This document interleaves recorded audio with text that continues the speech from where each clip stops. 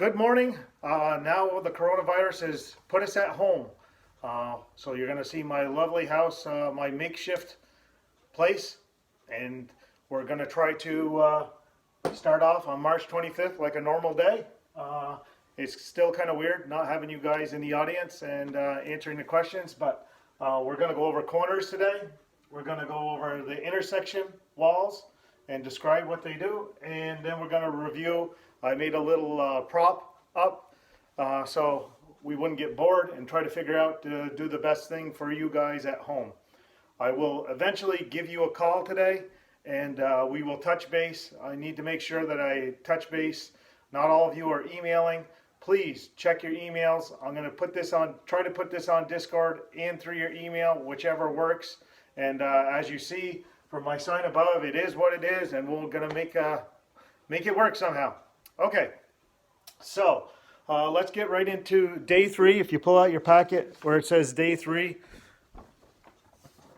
you will have this corner assembly sheet. You can follow along. I know it looks comprehensive, but it's, and I would go over it more with you if we were there, but I'll try to make it easy as possible, but this is just a reference point for you. If you pull out your packet walls and you look on objective 3, you will see the corners, so you can follow along on the corners, and you can pull out the other packet and you can look on objective, I think it's 3 also, and you can look at corner assemblies, and that's what we're going to talk about first. So let's get to it. Let's bear with me, and I just got to set up. It's going to take me a second here to do it, but again, we will review over these things, and we'll start off with the corners.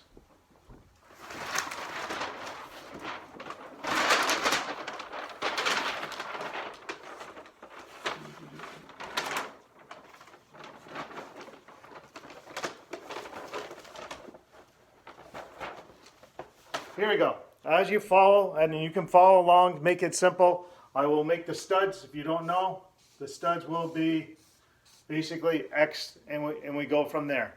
Now, there's all kinds of different corners that we do. We now know, hopefully, that we have to put studs when we're laying out a wall, 16 on center. You will put a stud right here. And you will put a stud right here at this end wall. The key to this whole thing is making sure, where do you think the third stud has to go? If you only have one stud, that's fine. If you have more than one stud, we'll go from there. But all the studs basically need, when we talking corners, is we need them to strictly be sheetrock nailers. And some of you are working, or when you framed up our house or the Habitat house, when I said sheetrock nailers or blocking or something like this, this is what it includes. So as we go along here, let me see. So if we had a stud that needed to be here, all we would have to add is a 2x4 or 2x6, one right here, to add the components to get one corner. Now, I remember Gavin saying if you literally went like this, right? And then we went like this on the inside, I believe he called them a California corner. That's where they originate from. Things make quicker and go from there. Remember, we did not do that. We made a U-shaped corner. We added that extra one like I showed you yesterday. Made that extra one and left space for insulation, which would be here if they asked for 2. So we could nail our corner board on the outside. Especially with everybody going to vinyl corners. The stability of vinyl corners, you need to make sure that you have a nailer on the outside. Even if you used wood and you went your 16 on center, excuse me, your 16 on center with your next stud here, right? There would still be a gap from here to here, which we do fill with insulation, but again, you don't nail your corner. I've worked on a bunch of houses that didn't use either the California corner or this corner. They use clips. If you want to know what clips are like, ask Jock from Automotive. He was in the construction class last year, and he's hung sheetrock, and there's nothing worse than trying to get clips to go. you want a solid corner, so when you lean against the corner, it doesn't have a gap. They tape it and go from there. Okay, that's one particular corner. Out west, if you can follow me out west, what they do is they have and you can follow again on your sheet. Out west, what they do is they have a solid corner, 3.5 or 5.5 wide. So they put that solid corner in there. And when you put the solid corner in there, then you can just add one stud here and your regular stud here and go from there. The only disadvantage is that our rating on wood is only 4. So if you don't get them tight and there's wood shrinkage, air can get through those gaps in your house. Okay. Most of the time they're using them again out west. Sometimes they started in Oregon, California. This is, I believe, the smaller version from Post and Beam, where they got a solid corner in. I don't recommend it here in the Northeast, but that's one different type of corner that you can do. The last style of corner that you can do is, that people have, is you put a corner right here where the stud, okay, and then you have your stud on this end, and then a lot of times you will add another stud here within 3 inches of your corner to within 3 inches of your corner, so when you push on the corner of the sheetrock, it doesn't pop the sheetrock. The only disadvantage of this is, imagine being an insulator and trying to get in there. That's great with foam spray going from there, but understand that's just the third option. You need some sort of nailer to catch the sheetrock. That's all corners are based on. That's why we put them in. It's anything from nailers, anything from any otherwise. One other thing that we did, and I know you guys have done, is say this is your wall here and a stud. I'm going over something. You got a stud here and a stud here connecting. We did blocking, and I know Will and I know Hunter, and I described them yesterday in the video. We literally blocked across,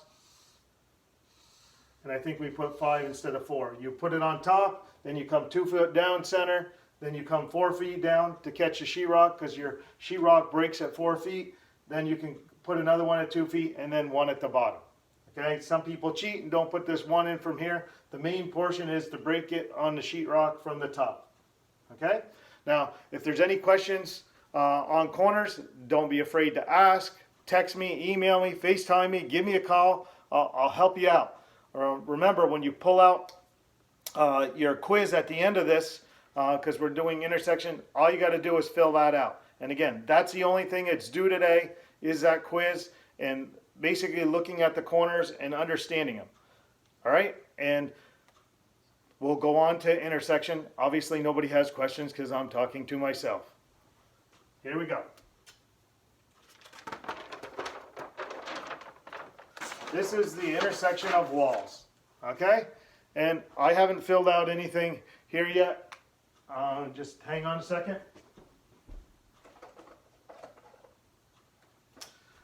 Use a different color here. So this is our wall. We know that we have a stud right here. We'll go with blue. So this is our stud. Say this is our layout here. And then we have a layout here.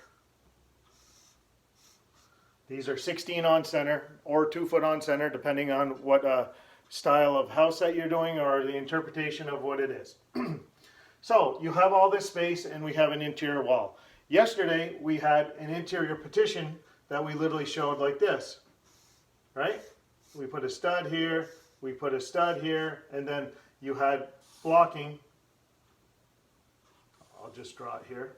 And again, sorry for this, you want your 3.5, 3.5 blocking, and 3.5 this way, and then you carried your other stud this way.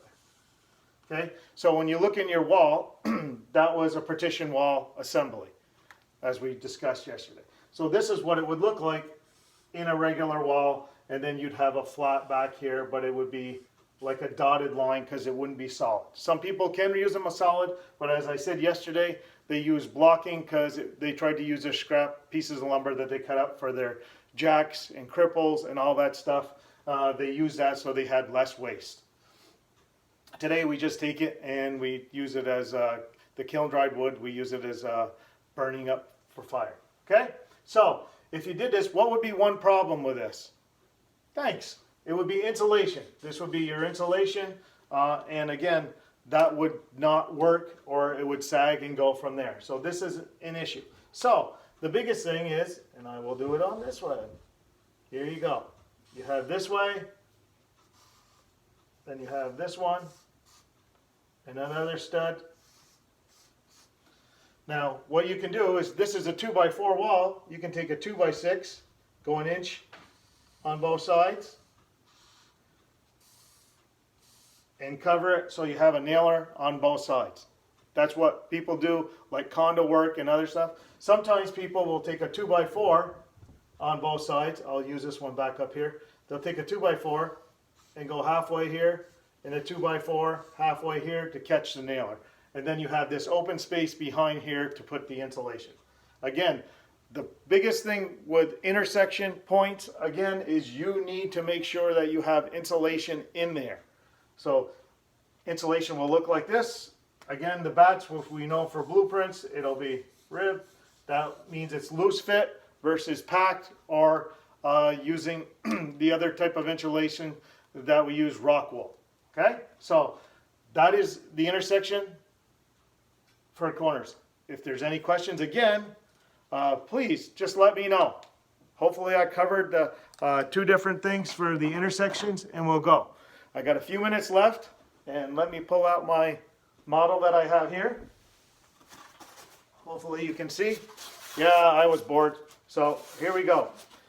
You can literally see this. So we're just going to do the exterior walls. Quickly, this one doesn't have a corner assembly. I didn't put, none of these have the corner assembly yet. Haven't got this, but this would be where the studs are. Okay, this would be your regular stud. Do you remember how long that they are? Thank you, 92 5/8. I got you over there in the corner, Brian. Thank you for answering that question. On the other side, you'll have your king stud, which is a regular stud that goes right beside your trimmer studs. Okay, your trimmer studs are what sits on the window, rough sill, or if you're looking at a door, your trimmer stud goes all the way down to here. Okay, good. So the other part, you can see, this is when we run our headers this way vertically. We know that they're load bearing. This being on exterior wall, it's carrying the load from the roof, and it's carrying the load from the sheetrock and everything else. Other things that you'll literally know is you will see the cripple jacks, which are underneath, and I'll zoom in on these so you can see them. Again, they're small. I don't believe I have any over the doors. Nope, there is none over any of these doors, but you literally have this. You have a bottom plate or sole plate. This one is right on top. It's on the slab, so you got the rough sill, which will be pressure treated. And then on the top, you can see the top plate and the double top plate. Okay, which will carry your load, and then we'll get in, use this. And I got another one. We'll do a two-story one for rafters later. And assuming the styrofoam is our subfloor, and we go from there. So, and again, this is our intersection. If you can look in, how we overlap. I'll try to get this here. I don't know if you can see this, but you can literally see how you have to tie in the walls and the double top plate, so your splices are continuously, so they go all the way. Okay, even on the big wall here, you don't want the splices to go on there. This being closets. And anybody remember what all these are called on the inside here? Good, you got it. Interior walls, or party walls, or just walls in general, and they break up room to room. Okay, that's about it for today. I just wanted to make sure you will hear from me within at some point today. I'm going to make phone calls, probably start around 10 to 5:30, because some of you are working. Please send me pictures of you actually working. Send them in emails. I'll log them, I'll file them, and go from there. I appreciate you bearing with me, and hopefully we'll get through this together, and please stay safe.